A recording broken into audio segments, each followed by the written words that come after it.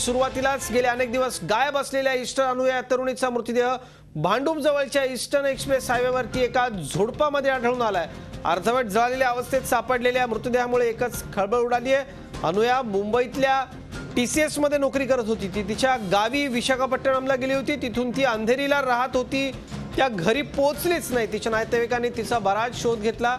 पोलिसात तक्रारही दाखल केली। तिच्या मोबाईल लोकेशनवरून ती भांडूप परिसरात असल्याचं कळत होतं, तरीही पोलिसांनी सहकार्य केलं नाही असं तिच्या कुटुंबियांचा आरोप आहे। शेवटी तिच्या कुटुंबियांनीच तिच्या मोबाईल लोकेशनवरून शोधाशोध केली आणि तिचा मृतदेह शोधून काढला। ही मोठी धक्कादायक आणि पोलीस खात्यासाठी शर्मेची अशी बाब आहे। आमचे प्रतिनिधी अमोल पेडणेकर आपल्याबरोबर आहेत। अमोल, अत्यंत धक्कादायक, महाराष्ट्र पोलिसांच्या लौकिकाला काळीमा भासणारी घटना म्हणावी लागेल।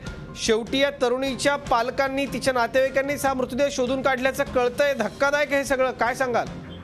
नक्कीच अतिशय धक्कादायक असा प्रकार आहे। ईस्टर्न अनुया ही तरुणी गेल्या 5 तारखेपासून मिसिंग होती। पवई LTT मध्ये या संदर्भात पोलीस तक्रार देखील दाखल करण्यात आली होती।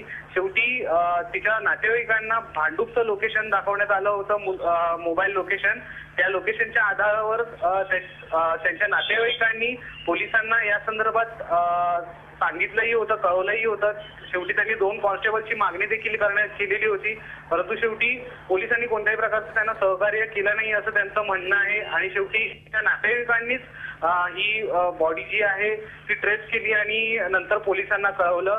आता सध्या पोलीस या घटनेचा सर्व तपास करत आहेत, पंचनामा चालू आहे। जी अमोल, आता नेमकं या तरुणीच्या सोबत काय झालं होतं याचा तपास पोलीस करतीलच, पण महाराष्ट्राच्या पोलीस खात्यामध्ये अनेक कर्तबगार पोलीस कर्मचारी, अधिकारी जसे आहेत तसेच असे दुर्लक्ष करणाऱ्या लोकांच्यामुळे पोलीस खातं बदनाम होतं। हे सगळं धक्कादायक आहे। पोलिसांनी अजिबात लक्ष दिलं नाही, वेळी तपास केला नाही।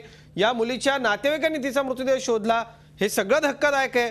वरिष्ठ याची सगळी चौकशी करतील अशी आपण अपेक्षा करूयात। आणि पुन्हा एकदा मुंबईमध्ये राहणारे झी 24 तास, एक पाऊल पुढे।